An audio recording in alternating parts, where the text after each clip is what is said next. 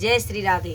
कल के पाठ में जैसे बताया था कि सृष्टि के बारे में नारद जी सृष्टि को रच रहे हैं और एक एक चीज को बना रहे हैं, उसी में आगे तो जब वो ब्रह्मा जी सोच रहे हैं और सोचते सोचते उनके नासिका से एक शिशु अंगूठे के बराबर एक शिशु पैदा हुआ और एक वाराह शिशु पैदा हुआ। तो उसी के बारे में अभी आगे सुने। देखते ही देखते उस वाराह शिशु ने अपना अहंकार बढ़ा लिया, अपने तीखे दांतों से पृथ्वी को उठाकर जल से बाहर ले आया। ब्रह्मा जी ने कहा, हे देव, आप स्थावर और जंगम दोनों तरह की सृष्टि के पिता हैं। मैं आपके सही संसार की जननी पृथ्वी को नमस्कार करता हूं। हे नाथ, पाताल में पड़ी इस पृथ्वी का उद्धार आपके सिवाय कौन कर सकता था। अब देखो, आपने एक वाराह के रूप में जन्म लिया। ये भगवान ही थे और कौन थे? ये भगवान ही थे। इन्होंने वाराह के रूप में जन्म लिया और इस पृथ्वी को उठाया और जल को उठाया और बाहर फेंक दिया। और पृथ्वी का उद्धार आपके सिवाय कौन कर सकता था।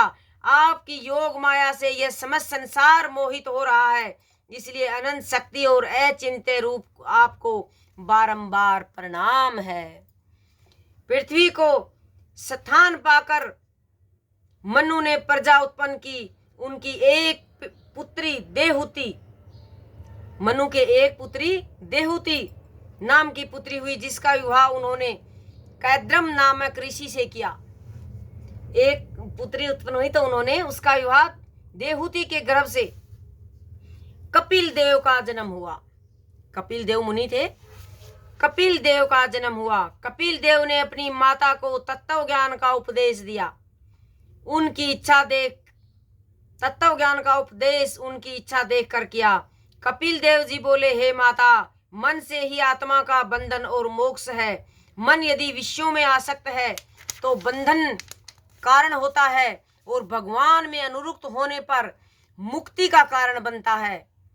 जब तक यह मन में मैं और मेरा ममता अभिमान रहेगा, काम क्रोध और लोभादि दोषों से रहित नहीं होगा, तब तक ज्ञान वैराग्य भक्ति उत्पन्न नहीं होगी। जब ये सारे दोष मिट जाते हैं तो मनुष्य अपने आप को माया से रहित स्वयं प्रकाश अति सूक्ष्म और अखंडित देखता है और प्रकृति तो अपने समक्ष अक्षम जान लेता है। योग अभ्यास करने वाले पुरुष को ब्रह्मा प्राप्ति के लिए निष्काम भक्ति के सिवा दूसरा मार्ग नहीं है। योग अभ्यास करने वाले पुरुष को ब्रह्मा प्राप्ति के लिए निष्काम भक्ति के सिवाय दूसरा मार्ग नहीं है। इस जीव का जगत में आसक्ति ही फंसने का फंदा है। किंतु जब उसकी आसक्ति सत्संग में हो जाती है, भगवान के भजन में हो जाती है, किंतु जब उसकी आसक्ति भगवान के भजन में सत्संग में हो जाती है तो मोक्ष का द्वार खुल जाता है। फिर प्रति तब भक्ति उत्पन्न होती है। भक्ति के बाद वैराग्य उत्पन्न होता है। पहले भक्ति उत्पन्न होती है और फिर वैराग्य उत्पन्न होता है। वैराग्य से मनुष्य आत्म ज्ञान लाभ करता है। वैराग्य उत्पन्न होने पर मनुष्य में आत्म ज्ञान की प्राप्ति होती है। आत्म ज्ञान जागृत होता है। आत्म ज्ञान लाभ हो जाने पर अतः कारण शुद्ध हो जाता है। फिर हमारा शरीर शुद्ध हो जाता है। सांसारिक विषयों से छूटकर प्राणी मुझ ईश्वर को प्राप्त कर लेता है। वेदूती बोली, आपने जो भगवान को पाने का योग कहा है, जिससे तत्व ज्ञान मिलता है, वह योग कौन सा और कैसा है? मुझ जैसी स्त्री उस कठिन योग को कैसे समझ सकती है? कपिल देव बोले, हे माता, विकार सहित मन पुरुषों को विषयों का ज्ञान कराने वाली, वेद विहित कर्म कराने वाली, बिना प्रयत्न करते ही भगवान में प्रविष्ट होने वाली प्रवृत्ति को भक्ति कहते हैं। कितने अच्छे से बताया कपिल देव ने अपनी माता को, क्योंकि कपिल देव मुनि थे, उनमें पूरा ज्ञान था। विकार सहित मन वाले पुरुषों को विषयों का ज्ञान होता है। विषयों का ज्ञान कराने वाली, वेद विहित कर्म कराने वाली, बिना प्रयत्न करते ही भगवान में प्रविष्ट होने वाली प्रवृत्ति को भक्ति कहते हैं। इंद्रिय का वृत्ति का स्वभाव से ही भगवान में प्रवृत्त होना भक्ति माना जाता है। वह भक्ति सिद्धियों से भी कड़ी है। जैसे शरीर को जठरग्नि खाए भोजन को पचा देती है, वैसे ही भक्ति लिंग शरीर का नाश करती है। ऐसी निष्काम भक्ति का नाम ही मोक्ष है। कितने ऐसे ही भक्त हैं जो भगवान की सेवा करते हुए भी सायुज्य मोक्ष की इच्छा नहीं करते और ईश्वर के गुणानुवाद और कथन में लगे रहते हैं। वे ही अन्यास ईश्वर के दर्शन कर पाते हैं और भक्ति उन्हें मोक्ष प्रदान करती है। हे माता, जिनका मैं आत्मा के समान प्यारा, पुत्र के समान स्नेही, मित्र के समान विश्वासी, गुरु के समान उपदेशक, कार्य के समान हितकारी और इष्ट देव के समान पूज्य हूँ, ऐसे मेरे भक्तों का वैकुंठ में भी नाश नहीं होता। उन्हें चूंकि मेरा काल रूप चक्कर भी नहीं मार सकता। जो कोई सांसारिक संपत्ति को छोड़कर अन्य भाव से मेरा मनन करता है, उसे मैं मृत्यु रूप संसार से पार कर देता हूँ। सांसारिक डर से कोई मेरे सिवा छुड़ा नहीं सकता। वायु मेरे डर से बहता है, सूर्य मेरे डर से प्रकाश दर्शन ज्ञान को मोक्ष प्राप्त कारण कहा गया है। वह ज्ञान बिना तत्वों के नहीं हो सकता।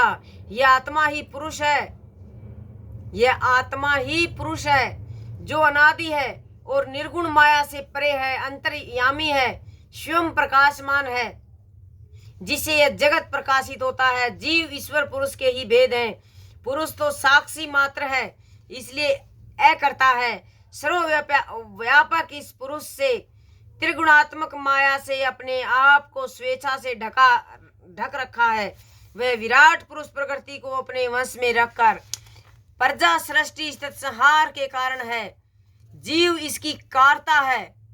अग्नि मेरे डर से जलती है, इंद्र मेरे डर से जल वर्षा करता है, मृत्यु मेरे डर से चलती है।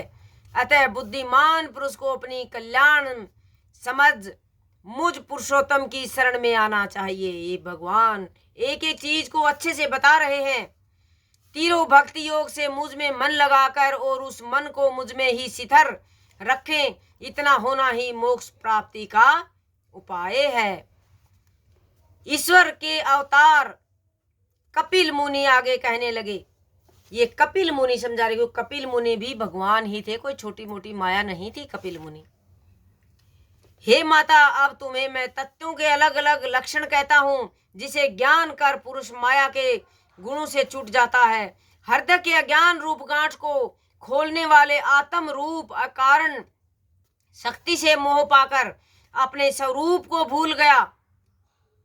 प्रकृति को ही अपना स्वरूप मान लेने पर प्रकृति द्वारा किए गए कर्मों में अपने आप को कर्ता मानने लगा। मनुष्य अपने आप को कर्ता मानने लगा।